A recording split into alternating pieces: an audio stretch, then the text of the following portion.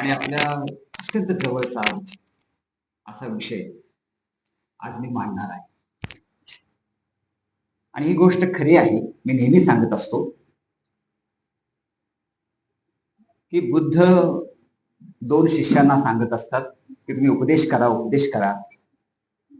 आणि शिष्य येतो आणि म्हणतो की हा जो माणूस आहे ना, ह्याला मी जे सांगतोय ते काय कळनाच झाले, तो ऐकना झालेला आहे.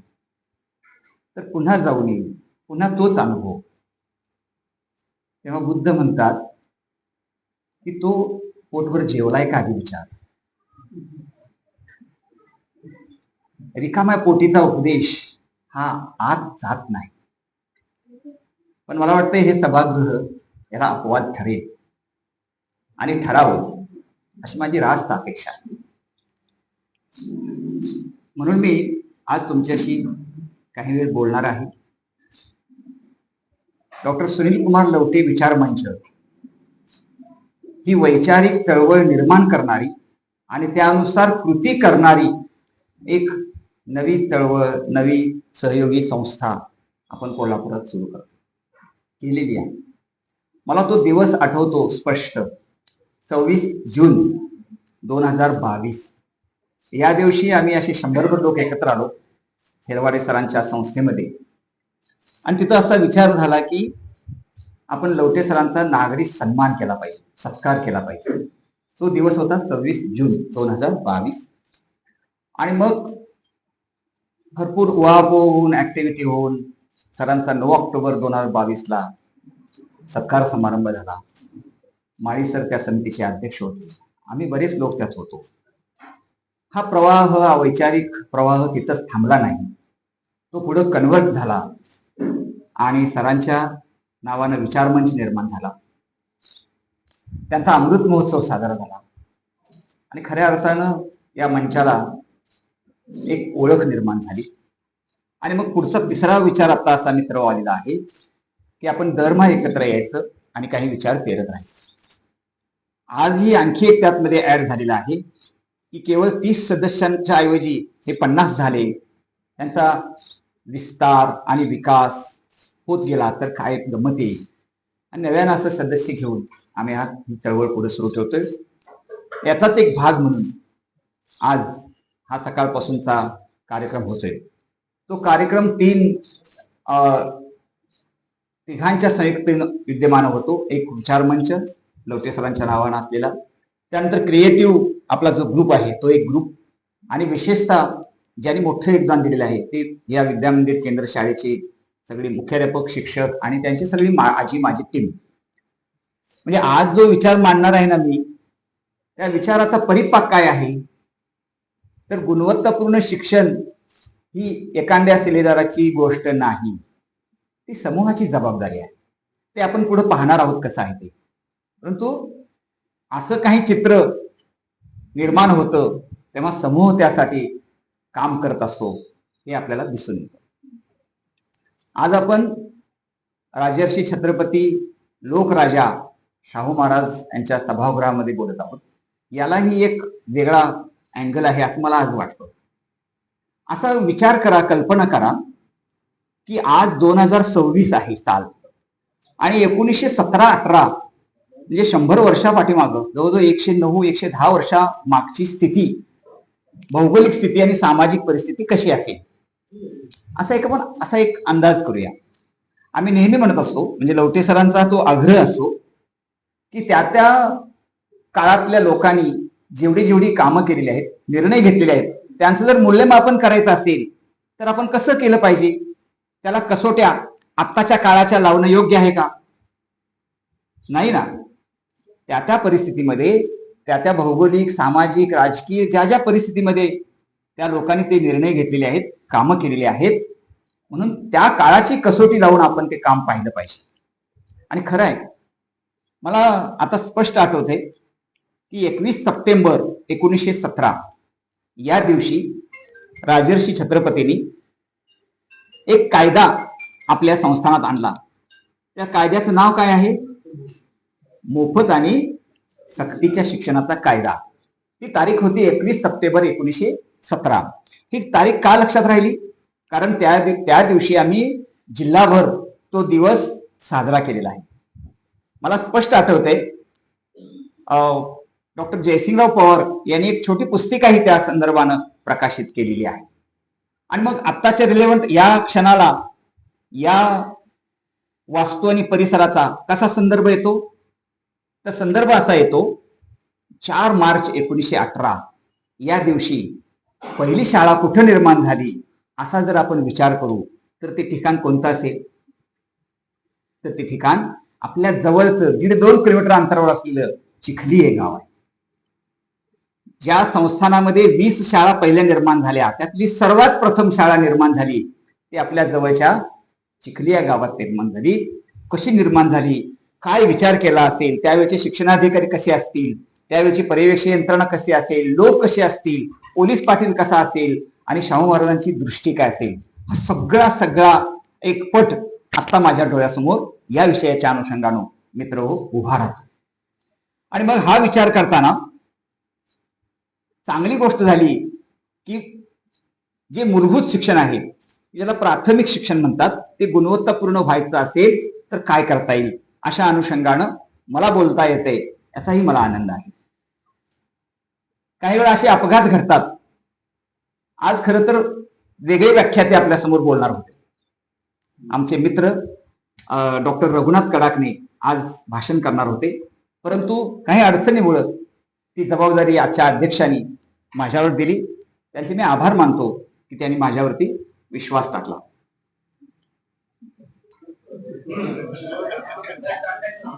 बरोबर आहे, विश्वास ठेवला म्हणू का? ठीक आहे. आमचे मार्गदर्शक लवटे सर, ज्यांचा आशीर्वाद आहे, मार्गदर्शन आहे, आणि सगळेच मान्यवर. विषयाचं नाव जाणीवपूर्वक असं ठेवलं की गुणवत्तापूर्ण प्राथमिक शिक्षणासाठी काय करता येईल. म्हणजे सर्वात या विषयाचं महत्वाचं शीर्षकात महत्वाचं काय आहे? नाही, माझ्या दृष्टीनं शेवटचं जे प्रश्नचिन्ह आहे ना ते सगळ्यात महत्वाचं आहे की नाही सांगा? कारण आत्ताच्या वर्तमानामध्ये प्रश्न विचारायला बंदी आहे. बंदी आहे का काय प्रतिबंध आहे मला माहिती नाही. आता एक सामान्यातला सामान्य प्राणी आपल्या सुप्रीम कोर्टाने निर्माण केलेला आहे. तुम्हाला माहिती आहे कोण?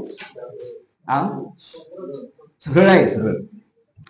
त्यानं प्रश्न निर्माण केला आणि मग प्रश्नातून प्रश्न निर्माण झाले आणि काल परवाची स्थिती आहे की आता त्या पार्टीचं, त्या समूहाचं जिल्हा परिषदेच्या सरकारी शाळांकडे आता लक्ष वेधलं गेलेलं आहे. बरोबर?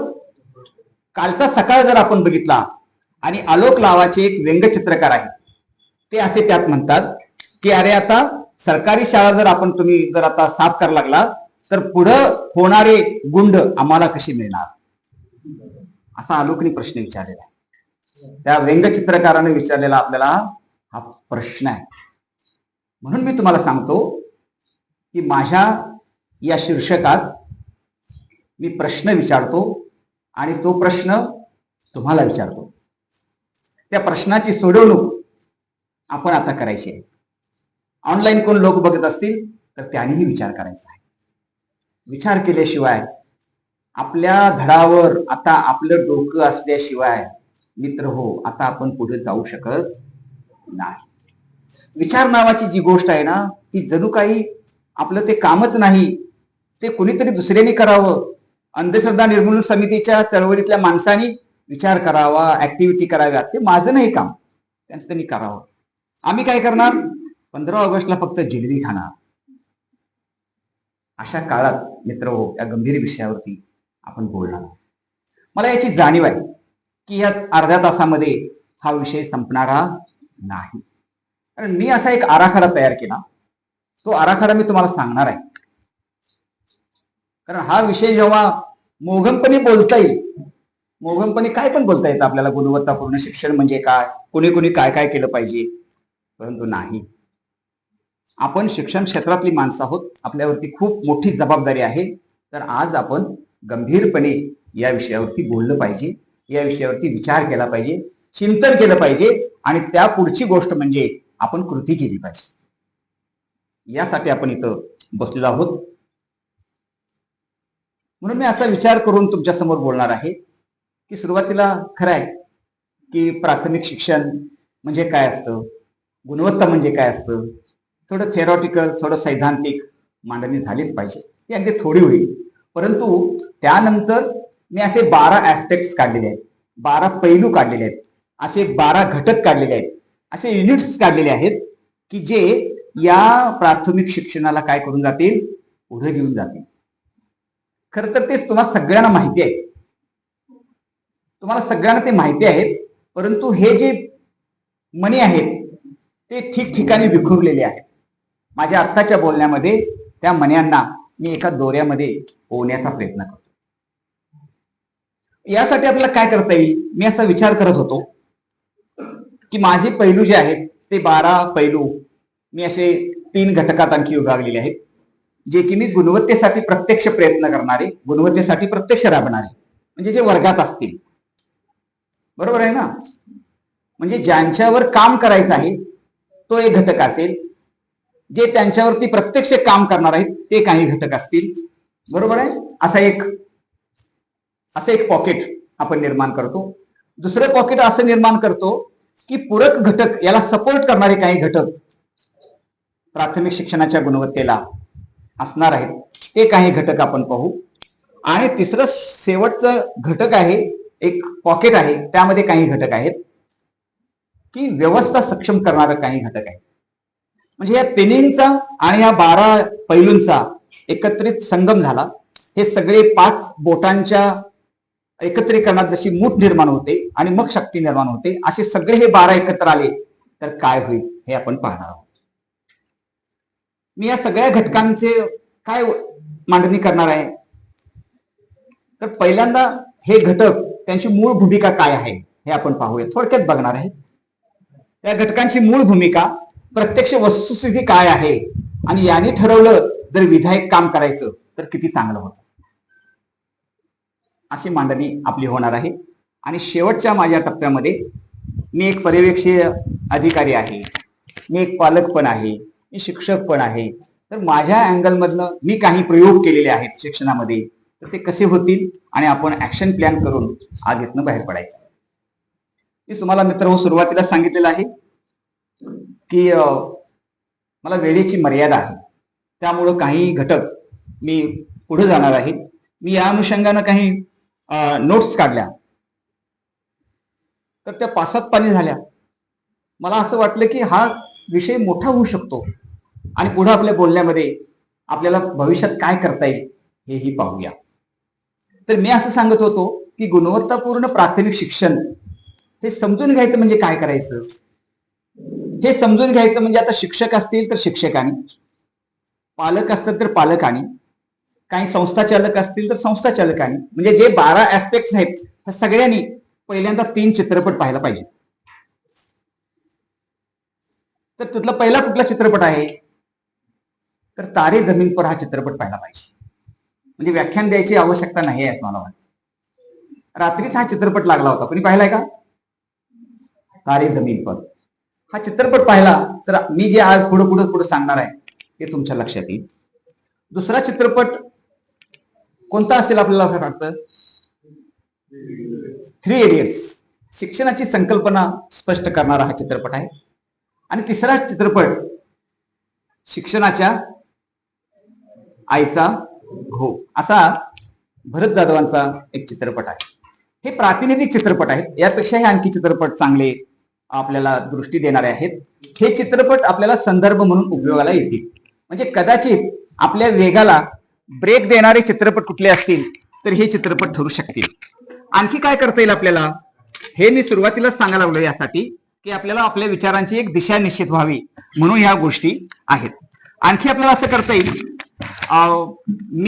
मी हा विचार करताना की मला 1937च्या काळामध्ये जावं लागलं, की जिथं 1937ला महात्मा गांधींनी नई तालीम आपल्याला दिली, बुनियादी शिक्षण दिलं. म्हणजे कोल्हापूरमध्ये, सर असू दे, आवाज येतोय माझा? काय अडचण, हळूहळू वाढेल आणखी.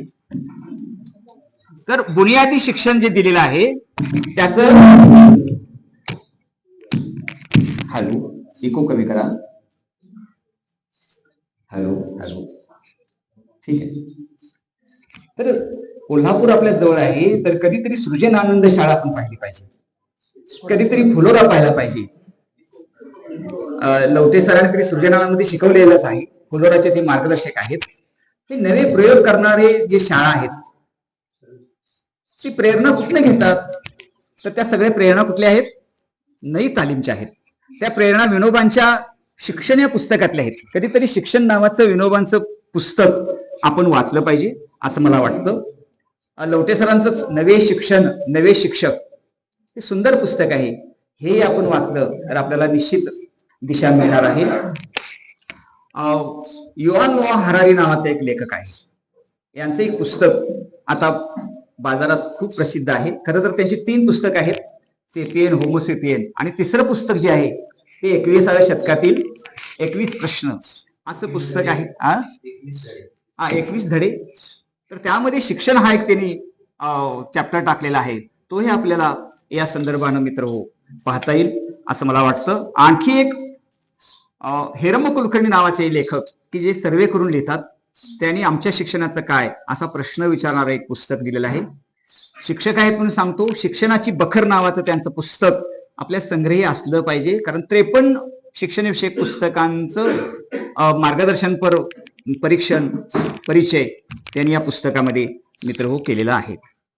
तर हे सगळे संदर्भ, ही सगळी पूर्वतयारी झाली तर आपण गुणवत्तापूर्ण प्राथमिक शिक्षणाच्या पहिल्या टप्प्यावर जातो असं माझं सध्याचं आकलन आहे. काय होतं, आपल्याला गुणवत्तापूर्ण प्राथमिक शिक्षण म्हणजे काय असं जर विचारलं तर इथं तर पालक किंवा शाळा व्यवस्थापन समितीचे अध्यक्ष सदस्य सगळे आहेत. शिक्षकांना माहित आहे की मुलांचा सर्वांगीण विकास म्हणजे काय माहित आहे, परंतु मर्यादा एवढ्या पडतात. म्हणजे आजच मी महेश सूर्यवंशीने आम्ही एकत्र होतो. ते क्रीडा शिक्षक आहेत. क्रीडा शिक्षक, कार्यानुभव शिक्षक, कला शिक्षक यांची सद्यस्थिती काय आहे? त्यांना त्यांचे विषय त्यांच्या स्वायत्ततेपणे शिकवायला मिळतात का? त्यांचं समाधान होतंय का? पहा, म्हणजे मी असे शाळांमध्ये जातो, विशेषतः कार्यानुभवचा तास असेल तर तो कार्यानुभवचाच होतो का हा माझा प्रश्न आहे. तिथे इंग्रजीचा तास होतो की नाही बघा, इंग्रजी, विज्ञान, गणिताचे तास होतात. किंबहुना तिथले मुख्याध्यापक असतील, तिथलं यंत्रणा असेल, ती सांगते की तुम्ही काय करा, त्या तासाला स्कॉलरशिपचा जादा तास घ्या. ही वस्तुस्थिती आहे की नाही मित्र हो? म्हणजे आपण गुणवत्तेची जी अपेक्षा करतो ती काय आहे? तर माझं असं आता म्हणणं आहे, गुणवत्तेची अपेक्षा म्हणजे विद्यार्थ्यांचे दिसणारे गुण आहेत की जे संख्यावाचक आहेत. आपण आता संख्येवरती जास्त पडतो. म्हणजे 90% 95% जर मुलाला मार्क्स नाही मिळाले तर पालकांची काय धारणा होते? असं मूल काय बरोबर शिकत नाही.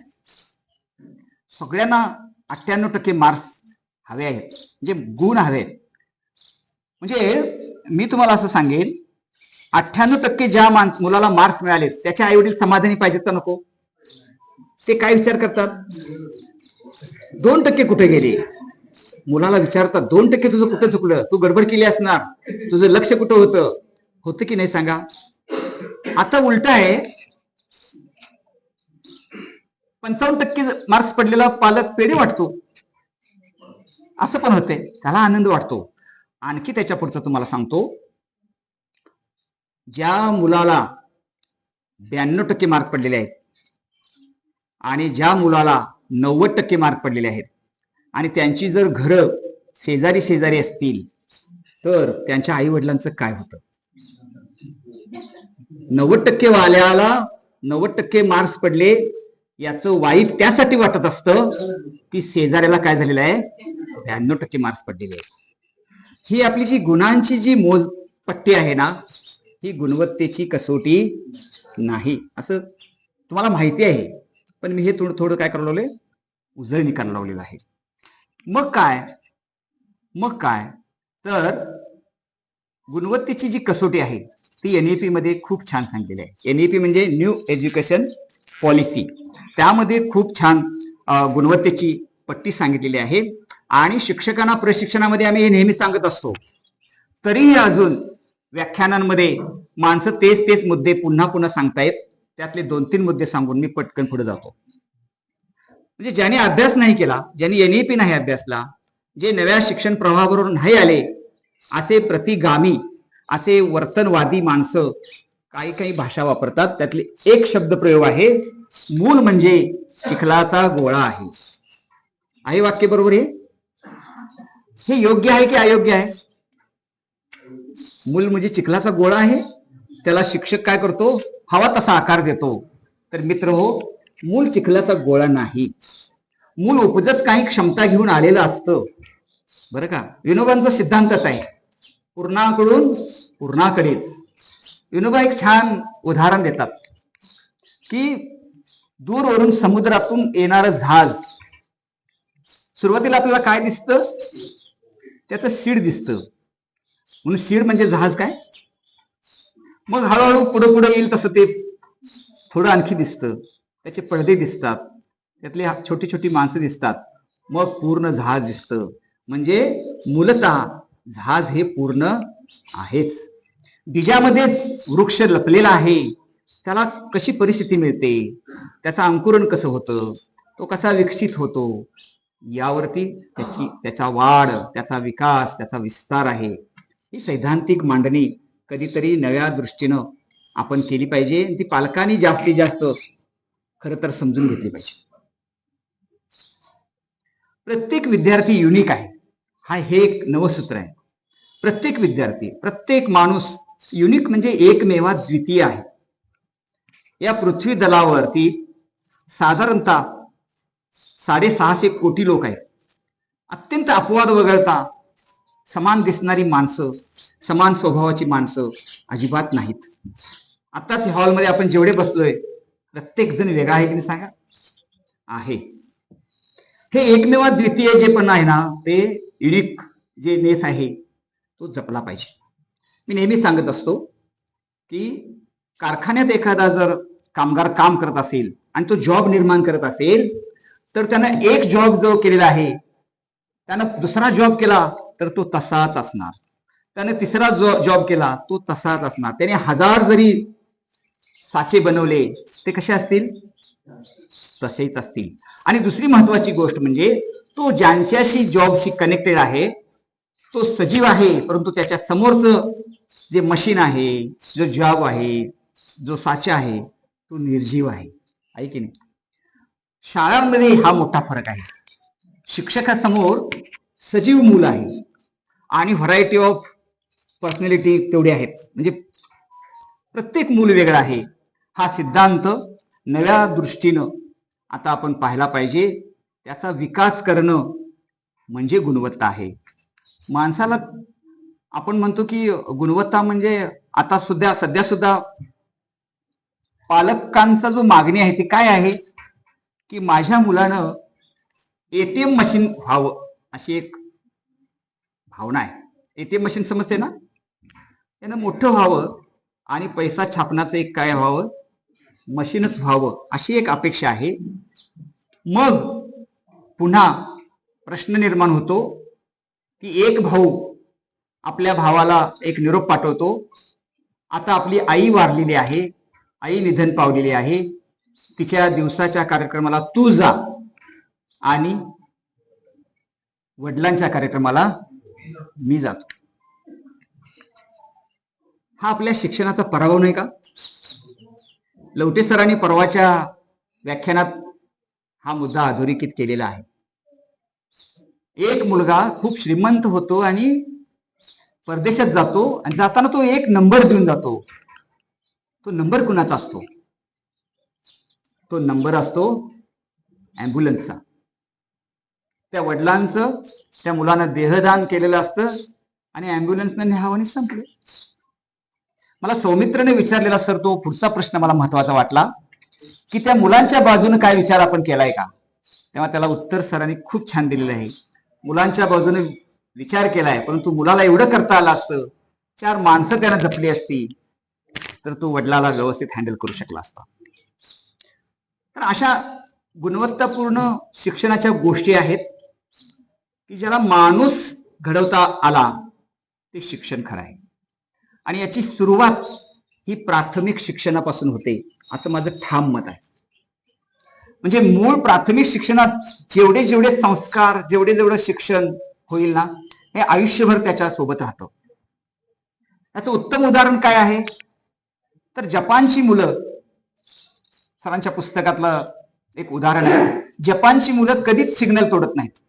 का तोडत नाहीत? कारण बालवाडीमध्ये त्यांना ते प्रशिक्षण दिलं जातं. आणि यासाठी आपल्या प्राथमिक शाळांमध्ये समग्र शिक्षणाचा अभ्यास केला पाहिजे असा एक नवा विचार मांडून एनईपीनं काही आपल्याला उत्तर दिलेली आहेत, काही मांडणी केलेली आहेत, ते आपल्याला पाहिले पाहिजे. एनईपी काय सांगते तर एनईपी मध्ये जर आपण पाहिलं न्यू एज्युकेशन पॉलिसीमध्ये, तर जीवन कौशल्यावरती भर आहे. जीवन कौशल्य, ही जीवन कौशल्य ह्याच्यावरती मोठा विचार मांडता येतो. परंतु मी अगदी थोडक्यात तुम्हाला ह्या जीवन कौशल्यांबद्दल हायलाइट्स करून फक्त सांगतोय. ह्या जीवन कौशल्यामध्ये अध्ययन विषयक कौशल्य आहेत, साक्षरता विषयक कौशल्य आहेत आणि लाईफस्टाईल्स आपली कशी असावेत या संदर्भानं कौशल्य आहेत. योगायोगानं ही 12च कौशल्य आहेत. म्हणजे मी 12 मुद्दे म्हटलं होतं तुम्हाला, ते युनिट्स, आणि ही सुद्धा 12 कौशल्य आहेत. आणि याचं बायफर्गेशन खूप छान केलेलं आहे की लर्निंग स्किल्स, लहान मुलांना ही स्किल डेव्हलप होताना त्याच्या आयुष्यभर ती उपयोगात यावीत म्हणून एनईपी मध्ये जी अभ्यासपूर्वक 12 स्किल्स दिलेले आहेत, त्यातली लर्निंग स्किल्स मित्रांनो 4 आहेत. त्यातलं पहिलं अत्यंत महत्वाचं आहे. त्यातलं पहिलं आहे क्रिटिकल थिंकिंग, चिकित्सक विचार. मी सुरुवातीलाच म्हटलं होतं की प्रश्न का हा विचारता आला पाहिजे. हाताची घडी आणि तोंडावर बोट अशी जर अवस्था आपल्या प्राथमिक शाळेत होत असेल तर प्रश्न कधीच विचारला जाणार नाही. तुम्हाला मी या निमित्तानं सांगेन, कोल्हापुरातच येत्या 30 ऑगस्टला का नावाचं एक शिबिर आहे कृष्णात, बरोबर? शिबिराचं नाव काय? का. एवढंच आहे, प्रश्नच विचारायचा आहे. प्रश्न विचारण्याचं कौशल्य आता आपल्याला भारताच्या 80व्या स्वातंत्र्य दिनाच्या निमित्तानं शिबिर घ्यावं लागतं की तुम्ही विचारा का, कसं, कुठं, काय. हे जे WH क्वेश्चन आहेत ना, ते नव्यानं आणण्यासाठी एनईपीनं पहिला कौशल्य, अध्ययनाचं कौशल्य काय घातलेलं आहे? क्रिटिकल थिंकिंग, चिकित्सक विचार. आहे ना चालू? बरोबर आहे ना? तुम्ही नुसता हात वर करा, मी मग थांबवतो लगेच. घेतो थोडक्यात. मी ते ज्ञानदेवांची मी एक ओळ सांगत असतो, तरी अवधान ऐकले दिजे मग सर्व सुखासी पात्र होईजे, हे प्रतिज्ञोत्तर माझे उघड ऐका. यातलं पहिला शब्द जो आहे, तरी अवधान ऐकले दिजे. अवधान असेल म्हणजे डोळे माझ्याकडे आहेत पण मला खात्री नसते की काय यांचं लक्ष आहे की नाही कोणाला, असं आपलं मन भरकटत जातं. पण खरंच मी गंभीर बोलायला लागलेलो आहे आणि हे आवश्यक आहे. हे आपण एक तर घेऊन जायचं आहे. आपल्या घरातल्या पालकांनी घरातल्या मुलाला म्हणायला पाहिजे की गप्प बस, हे बंद केलं तरी पुष्कळ आहे, तुला काय कळतंय, असं म्हणणं. हे एवढं जरी बंद झालं तरी खूप आहे. एनईपीनं पहिली तरतूद केलेली आहे, मुलांना प्रश्न विचारण्याचं कौशल्य दिलं पाहिजे. या अनुषंगानेच मी परवा गेल्या एका शाळेत गेलो, तेव्हा मी एक वाक्य लिहिलं होतं. 1947 साली भारत स्वतंत्र झाला आणि मुलाला विचारलं 1947 हे उत्तर यायला पाहिजे असा प्रश्न करता यार. आता काय झालं? मुलांची विचारचक्र सुरू झालं. मग भारत उत्तर यायला पाहिजे असा प्रश्न तयार कर, स्वतंत्र शब्द यायला पाहिजे असा प्रश्न तयार कर. इथं काय होते? विचार प्रक्रिया सुरू होते. अशी भरपूर उदाहरणं आता आम्ही देऊ शकतो. चौथीचं एक पुस्तक आहे, चौथीचं भाषाविषयक पुस्तक आहे. त्या पुस्तकाचं आम्ही संवाद लिहितो, आम्ही कथा लिहितो, म्हणजे 5-6 वाक्य दिलेले असतात. इथनं पुढचा संवाद तुझा तुली, इथला पुढचा कथा तुझी तुली. इथं त्याला काय कल्पनाशक्तीला वाव आहे, विचाराला वाव आहे. तर क्रिटिकल थिंकिंग ही आता गरज आहे. कारण आपल्या भारताच्या संविधानाच्या कलम 51 मध्ये 11 जी मूलभूत कर्तव्य दिलेली आहेत त्यामध्ये वैज्ञानिक दृष्टिकोन हे अत्यंत महत्वाचं आहे आणि गाभाभूत घटकामध्ये पण ते आहे. त्यामुळं आमच्या महिला शिक्षक जे आहेत त्यांना माझं सांगणं आहे आणि पुरुषांनाही, आपल्या गाडीला जर लिंबू बांधत असो, आपण मिरची बांधत असो, तर आधी प्रश्न विचारला पाहिजे का बांधायचा. शिक्षक असतील तर ते समर्थन करतात, माझं काही नाही, मी बांधत नाही, बायको बांधते. छोटी गोष्ट आहे. आपण दोघेही पगारदार असू तरी वैभव लक्ष्मी आपण वाचत असू तर का वाचतो हा प्रश्न चिकित्सक आता मुलं तुम्हाला विचारणार आहेत की तुम्ही हे का करता. नाहीतर उलट होणार आहे, तुम्ही करता म्हणून मुलं पुढे काय करत राहणार आहेत, पुढे चालू ठेवणार आहेत. खूप बोलता येतं. चिकित्सक विचार संप्रेषण म्हणजे कम्युनिकेशन हे अत्यंत महत्वाची गोष्ट आहे. म्हणजे मी असं पाहतो, मुलं लिहितात चांगलं पण बोलण्यात कमी पडतात. म्हणजे आमच्या सीओ मॅडमने परवा एक असं किस्सा सांगितलाय की अत्यंत 2 पानं मुलानं चांगल्या अक्षरात लिहिलेलं आहे, छान लिहिलेलं आहे, सुरेख अक्षरात लिहिलेलं आहे, परंतु त्याला वाचता येईना ते, म्हणजे अनुलेखन त्यानं केलेलं आहे. तर संप्रेषण करणं, कम्युनिकेशन करणं, बोलणं ही गोष्ट अत्यंत महत्वाची आहे. सर्जनशीलता तिसरा मुद्दा आहे, तो क्रिएटिव्हिटीचा आहे. असलं पाहिजे ना, क्रिएटिव्ह असलं पाहिजे, सर्जनशील असलं पाहिजे आणि नवं काहीतरी निर्माण करता आलं पाहिजे. आपण शाळांमध्ये मुलं काही सर्जनशील करतायत, एनईपीचा हा उपयोग होतो आहे. आणि आजच्या या कार्यक्रमाचं वैशिष्ट्य तुमच्या लक्षात आलं असेल की मुलांनी सगळं हँडल केलेलं आहे आता इथं. तर ही क्रिएटिव्हिटीची गोष्ट आहे. आणि चौथा लर्निंग स्किल्स मधला सहयोग ही अत्यंत महत्वाची गोष्ट आहे. एका माणसानं कुठलंच कार्य होत नाही. क्रिएटिव्ह टीचर्स फोरम म्हणजे काय, तर सहयोगाचीच गोष्ट आहे. वर्गांमध्ये बालसभा होतात, खेळाचे काही कार्यक्रम होतात, भाषिक कौशल्य होतात, हे सगळं सहयोगाचं आहे. बाजार भरला जातो, हे सहयोगाची स्किल्स आहेत. ही जी लर्निंग स्किल्स आहेत ही एनईपीने आपल्याला दिलेली पहिली 4 महत्वाची स्किल्स आहेत. पुढचं साक्षरता कौशल्य म्हणजे लिटरसी स्किल्स आहेत. आता आपल्याला असं वाटतं की साक्षरता म्हणजे काय, तर अ आ इ ग म भन, तर आपण त्याच्या पुढे आता गेलेलो आहे. साक्षरता आत्ताच्या या 21व्या शतकामध्ये साक्षर असणं म्हणजे काय असणं हे आपण आता ठरवून घेतलं पाहिजे आणि मुलांना त्या दृष्टीने आपण पुढे नेलं पाहिजे. म्हणजे आता मुलं साक्षर आहेत. आता आपणच किती मागे आहोत. डिजिटल लिटरसी नावाची गोष्ट आहे ती आता नव्याने येते. त्या अनुषंगानं माहिती असणं, माहितीबद्दल लिटरसी असणं, प्रसार माध्यमांबद्दल जागरूक असणं आणि टेक्नॉलॉजी बद्दल जागरूक असणं हे नव्यानं आता एनईपी मध्ये आलेल्या गोष्टी आहेत. हे आपण सोबत घेऊन जाणार आहोत. आणि माझ्या दृष्टीनं लाईफ स्किल्स ही एनईपीची सगळ्यात मोठी अचिव्हमेंट यामध्ये येते. लाईफ स्किल्स मध्ये काय येतं, तर फ्लेक्झिबिलिटी, लवचिकता.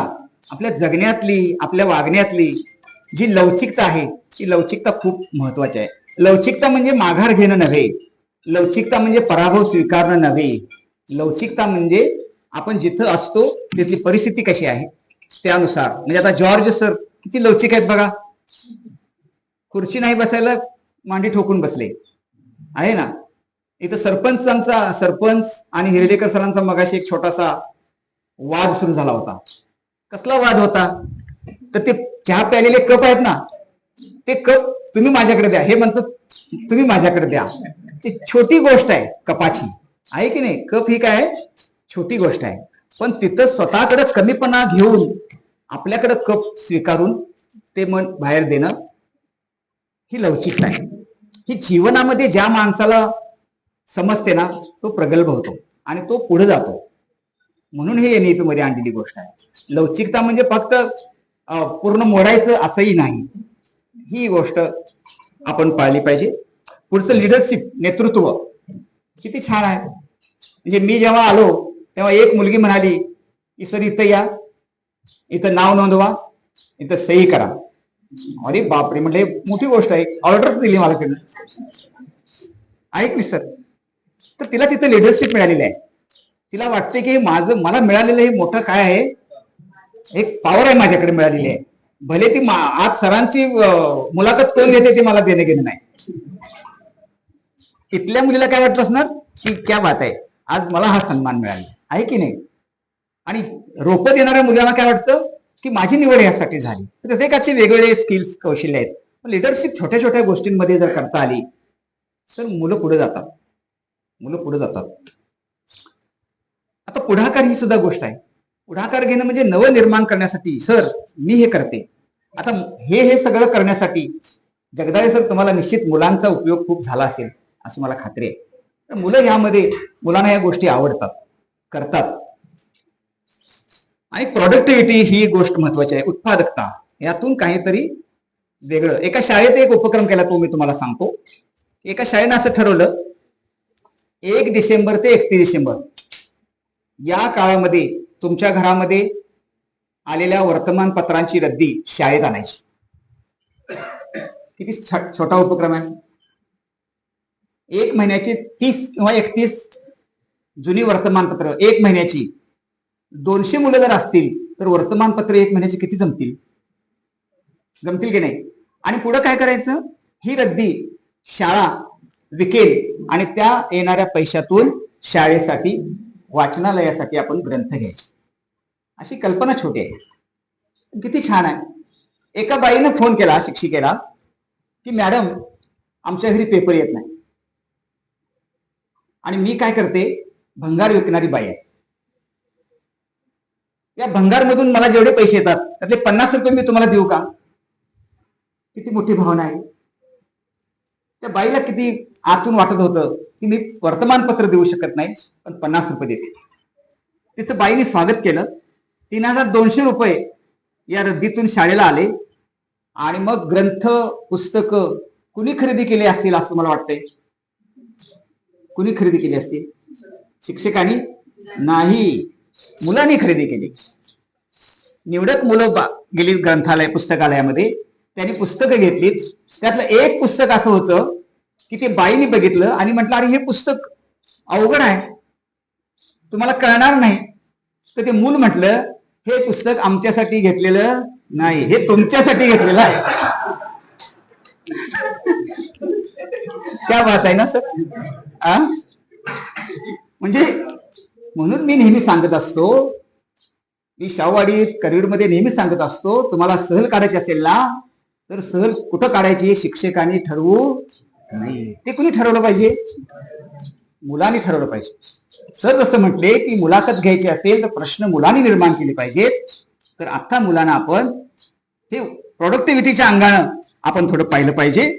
आणि शेवटचा महत्वाचा या जीवन कौशल्यामधला पॉइंट होता सामाजिक कौशल्य. सोशल स्किल्स खूप महत्वाचे आहेत, अत्यंत महत्वाचे आहेत. मला खरंच समस्त महाराष्ट्र राज्यातल्या प्राथमिक शाळांचा अभिमान यासाठी वाटतो की महाराष्ट्रातल्या प्राथमिक शाळा सगळ्यात मोठं कौशल्य कोणतं शिकवत असतील तर ते सामाजिक कौशल्य शिकवतात. एकमेकाच्या डब्यातला डबा खातात, एकमेकांसोबत राहतात, खेळतात. तिथं जात विचारली जात नाही, गरीब श्रीमंत काही विचारले जात नाही, मस्त खेळतात. एक वर्ग असा आहे की तो मुलाला पाठवताना सांगतो तुझ्या डब्यातली पोळी कुणाला देऊ नको बरं का, तुझं तूच खायचं. आहे की नाही सांगा. तो वर्ग आपल्या मुलाला टाय घालून पाठवत असतो, छान बूट. कुठला तो वर्ग तुम्ही ओळखा, बूट घालून पाठवत असतो, व्हॅन मध्ये बसून पाठवत असतो. आणि ते मूल मात्र समाजापासून दूर दूर दूर दूर जात असत. आपल्या शाळा मात्र सामाजिक कौशल्य शिकवणाऱ्या शाळा आहेत. शाळांच्या बद्दल माझं एक विधान प्रसिद्ध आहे, ते माझं नसेल कदाचित. चांगली शाळा कुठली याचं एक विधान मी तयार केलेलं आहे. ज्या शाळेत मुलांना सकाळी लवकरात लवकर जावंसं वाटतं आणि संध्याकाळी वेळानं शाळा सुटली तरी थांबावंसं वाटतं, ही शाळा चांगली, अशी माझी सोपी व्याख्या आहे. मान्य आहे आपल्याला? लवकरात लवकर शाळेवर गेलं पाहिजे आणि शाळेतनं लवकरात लवकर वेळानं बाहेर पडलं पाहिजे, अशा शाळा आपल्याकडं मी खूप उदाहरण तुम्हाला देईन. कारण घंटाच नाही अशा शाळा आपल्याकडे आहेत, घंटाच नाही अशा शाळा आहेत. त्यांना खरंच आपण नमस्कार केला पाहिजे. आपण जी 12 आता ऍस्पेक्ट्स आहेत त्याविषयी 10 मिनिटात मी बोलणार आणि आपण संपवायचं आहे. ऍस्पेक्ट्स मध्ये 3 भाग केलेले आहेत. त्या भागामध्ये तुम्हाला माहिती आहे, 3 भागामध्ये पहिल्यांदा ज्याच्यावरती गुणवत्ता आपण आउटपुट करायचं आहे, इनपुट द्यायचे आहेत, असे मी घटक निवडलेले आहेत. तर त्यातला पहिला सगळ्यात महत्वाचा असेल कोण घटक, तर विद्यार्थी. आणि विद्यार्थ्यासाठीच आपलं सगळं चाललेलं आहे. कुणीतरी असं म्हटलंय बघा की आत्ताचे विद्यार्थी हे आपले काय आहेत, भावी नागरिक आहेत. असंच आहे ना वाक्य ते. हे वाक्य आता रद्द केलं पाहिजे असं मला वाटते. वाक्य खरं काय पाहिजे, तर वाक्य असं पाहिजे, आत्ताचे विद्यार्थी हे फ्युचर सिटीजन नव्हे तर प्रेझेंट सिटीजन आहेत, असं आपण म्हटलं पाहिजे. का त्यांना असं पण म्हणतो, भावी नागरिक आहे. भारताच्या नागरिकत्वाचा पहिला निकष काय आहे हो? भारतात जन्म होणं एवढाच आहे ना निकष. विद्यार्थ्यांना आपण नागरिक समजलं पाहिजे. हे भावी नागरिक होणार नाहीत, ते भावी होतील, पण प्रौढ मतदार होतील, प्रौढ माणूस काहीतरी होतील. आत्ता ते प्रेझेंट सिटीजन आहेत, असा माझा विचार आहे. आणि त्या अनुषंगानं त्यावरती काम व्हायला पाहिजे असं मला वाटतं. एनईपीनं समग्र प्रगतीपत्रक HPC काढले, शिक्षकांना माहिती आहे, होलिस्टिक प्रोग्रेस कार्ड काढलेलं आहे. आणि त्यामध्ये आत्ताचं शालेय प्राथमिक शिक्षण 6 ते 14 वयोगटाचं आहे असं आपण मानतो, परंतु त्यामध्ये बदल झालाय मित्र. आता ते 3 ते 14 वयोगटापर्यंत आलेलं आहे. म्हणजे प्रारंभिक बाल्यावस्था सुद्धा त्यामध्ये आलेली आहे. एक काळ असा होता की विद्यार्थी केंद्रित शिक्षण पाहिजे आणि ते आताही आहे. शिक्षणाबद्दल विचार केला तर विद्यार्थ्याचा प्राधान्याने विचार करायला पाहिजे असा आपण विचार मांडतो. एका शिक्षकाची एक छान गोष्ट आहे. एक शिक्षक टेम्पररी आहे आणि तो काय करतो, एका शाळेमध्ये येतो आणि शाळेमध्ये आल्यानंतर त्याच्या असं लक्षात येतं की एक मूल की जे शिकू शकत नाही, ज्याला अक्षर वाचता येत नाहीत, ज्याला लिहायला अडचण आहे, असा मुलगा उदास आहे, शिक्षकांच्याकडून अपमानित झालेला आहे, घराकडून अपमानित झालेला आहे आणि त्याला ह्या बोर्डिंग मध्ये आणलेला आहे.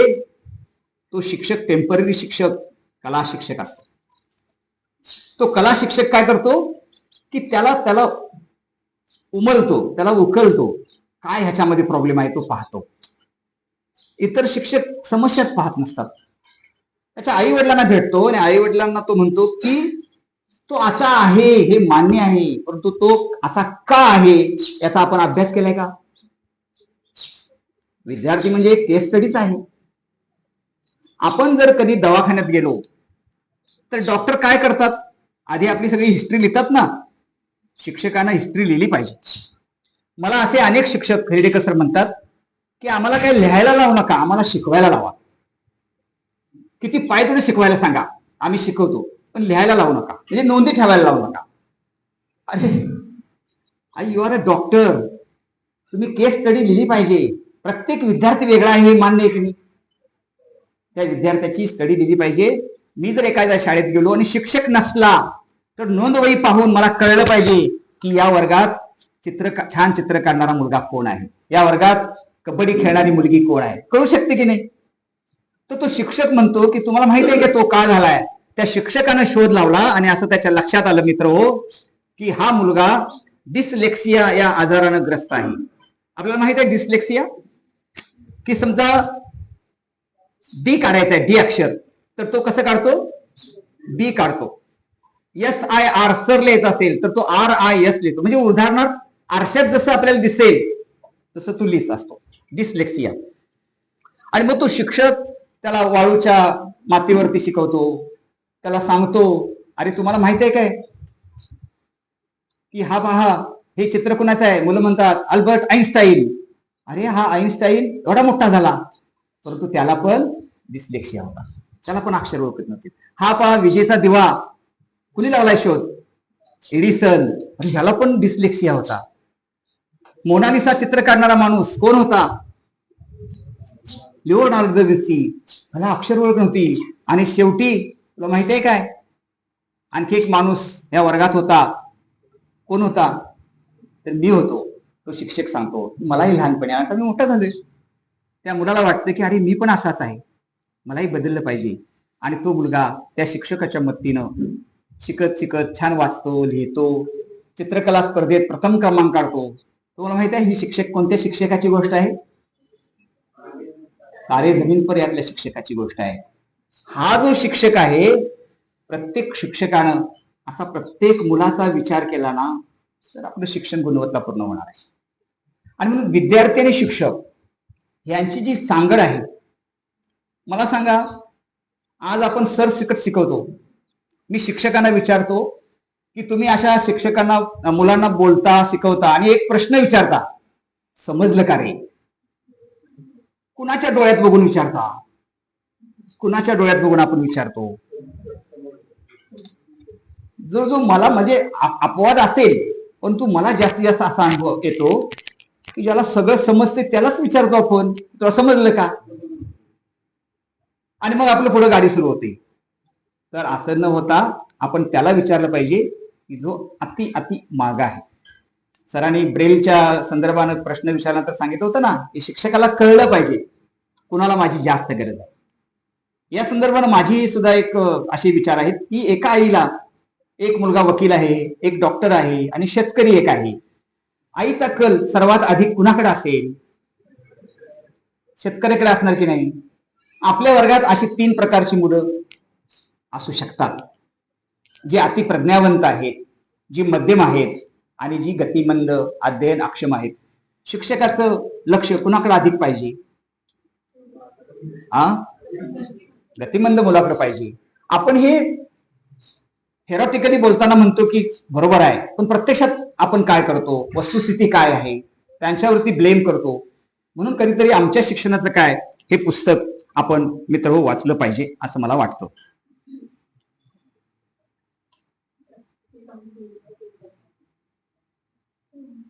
विद्यार्थी आणि शिक्षक हे 2 घटक अत्यंत महत्वाचे आहेत.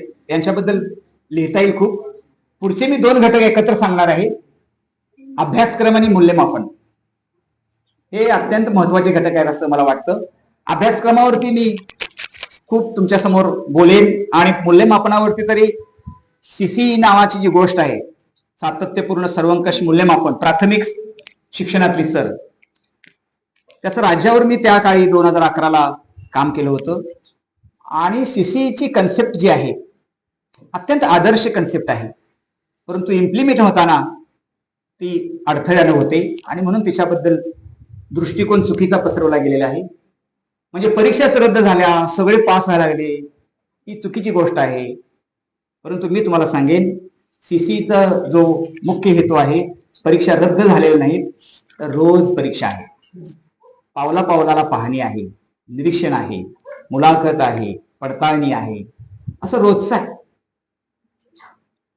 आणि त्यामुळं अभ्यासक्रम हा आरटीआयच्या कलम 29 नुसार होतो, त्यातच मूल्यमापन घातलेलं आहे.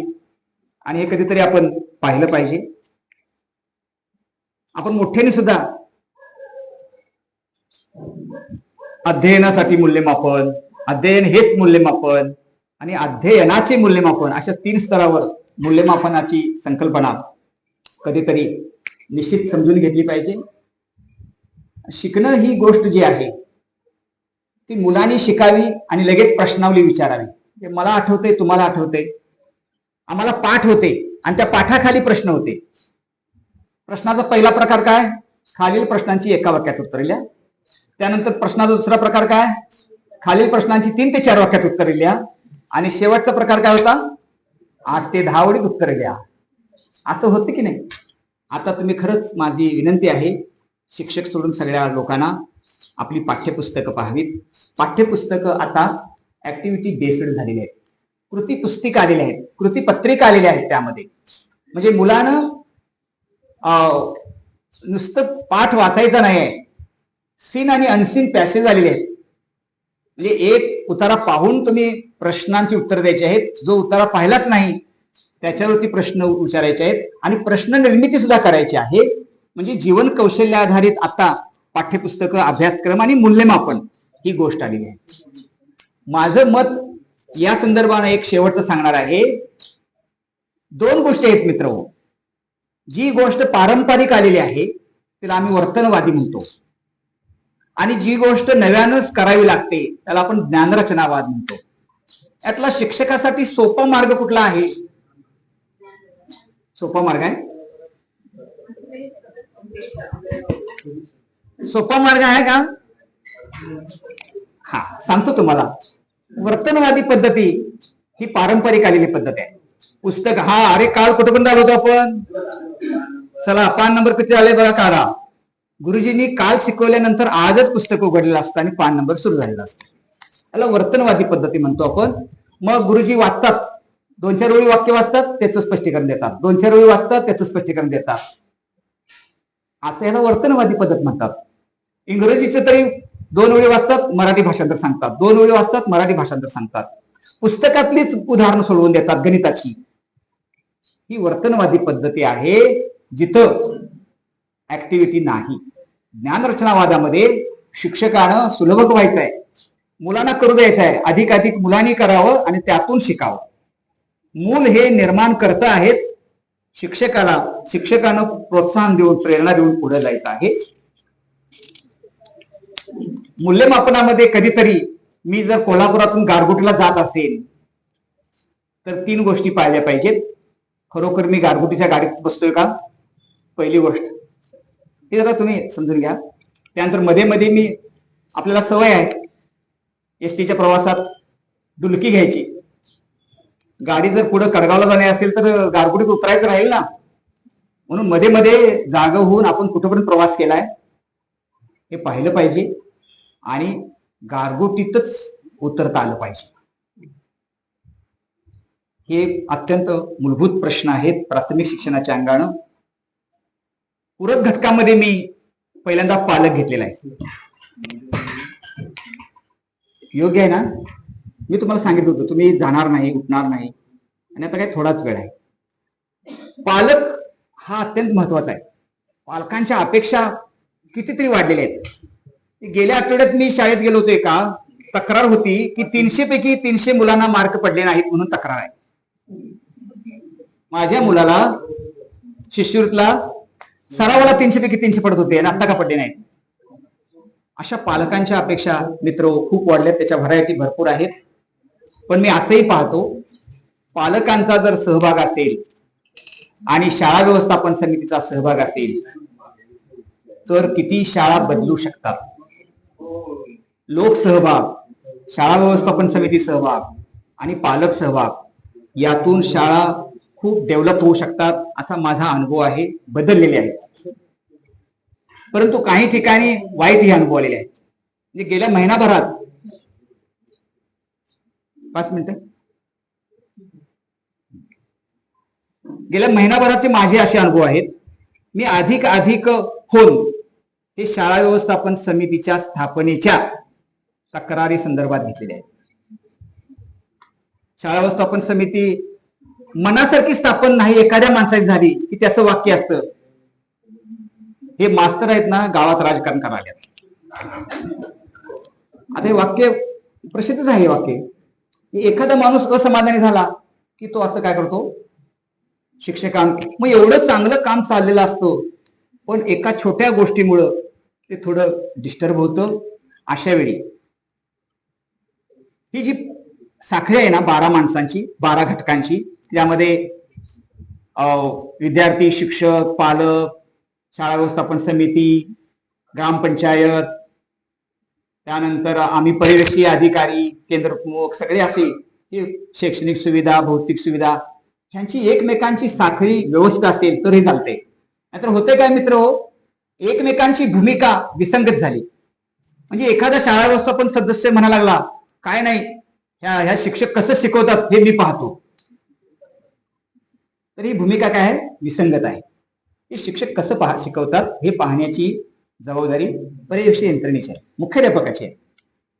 म्हणजे प्रत्येकानं आपल्या आपल्या भूमिका समजून घेतल्या आणि त्या विधायकतेनं घेतल्या तर त्या खूप छान होतात, असा माझा अनुभव आहे.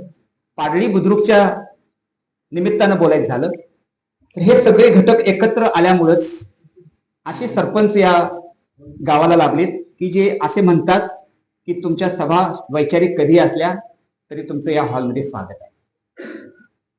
लक्षात घ्या, यांचं अभिनंदन आपण यासाठीच केलं पाहिजे. इथे शाळा व्यवस्थापन समिती या शाळेसाठी कधीही तयार आहे आपला वेळ, आपला श्रम आणि पैसा द्यायला. ह्या गोष्टी अशा होत जातात. यातूनच आपल्याला शैक्षणिक सुविधा, वेगवेगळ्या भौतिक सुविधा ह्या निर्माण करायच्या आहेत. यामध्ये मी एक वेगळा मुद्दा घेतला होता, तो म्हणजे शिक्षक संघटनांचा आणि संस्था चालकांचा. प्राथमिक शिक्षणाच्या गुणवत्तेसाठी काय करता येईल असा माझ्यासमोर प्रश्न निर्माण झाला आणि जेव्हा मी मुद्दे काढायला लागलो तेव्हा मी शिक्षक संघटना हा एक मुद्दा आणि संस्था चालक माळीसर, हा माळीसरांनी मला सुचवलेला शब्द आहे, ते घ्यायला पाहिजे. शिक्षक संघटना का? कारण आता शिक्षक संघटना या संघटना म्हणून आहेत. त्या काय करतायत, आपल्या हक्कासाठी लढतायत, संघर्ष करतायत. ही स्वागताची गोष्ट आहे. आपल्या हक्क, आपले जे काही संघर्ष करून मिळवायच्या गोष्टी आहेत त्या मिळवायला पाहिजेतच. पण कधीतरी आपण ऑर्गनायझेशनच्या ऐवजी असोसिएशनकडे कधीतरी गेलं पाहिजे. काय फरक आहे ह्यामध्ये? तर फिनलंड नावाचा देश आहे ना, जो आता टॉपवर आहे, तिथं शिक्षकांच्या संघटना नाहीत, ऑर्गनायझेशन्स नाहीत, तिथं असोसिएशन्स आहेत. असोसिएशन काय करतात, ती गुणवत्तेसाठी पुढाकार घेतात, ते मुलांच्या शिक्षणाची जबाबदारी घेतात. मला वाटतं आपण संघटनांनी, संस्था चालकांनी, संस्थेमध्ये जी घराणेशाही असते त्याऐवजी मुलांच्या गुणवत्तेसाठी आपण पुढे जायला हवं, असं माझं या निमित्तानं तुम्हाला सांगणं आहे. माझे अनुभवही काही या संदर्भानं मी तुम्हाला मध्ये मध्ये सांगितलेले आहेत. अशा आणखी गोष्टी बऱ्याचशा आहेत, परंतु खूप वेळ झालेला आहे. माझ्या डोक्यात आता असा विचार आहे की हा विचार घेऊन आपल्याला तुम्ही आम्ही एकत्र बसून हे सगळे मुद्दे नव्याने आपल्याला डेव्हलप करता येतील का? लवटे सर आपली परवानगी असेल तर हेच मुद्दे विस्तृत करून एखादी पुस्तिका निर्माण करता येईल, असं मला एवढा आता काय झालेला आहे त्याच्याबद्दलचा अंदाज आलेला आहे. इतका मोठा तो विषय आहे आणि त्याच्या शेवटी या सगळ्या मांडणीच्या पुढं आपण आपले आपले अनुभवही शेअर करून हा जो विषय आहे, गुणवत्तापूर्ण प्राथमिक शिक्षणासाठी आपल्याला काय करता येईल, आपण या संदर्भानं जरूर विचार करावा. आज जी मी मांडणी आता केलेली आहे ही मांडणी अत्यल्प थोडक्यात केलेली आहे. सगळ्या घटकांबद्दल सविस्तर बोलता, मांडता, लिहिता आपल्याला येईल.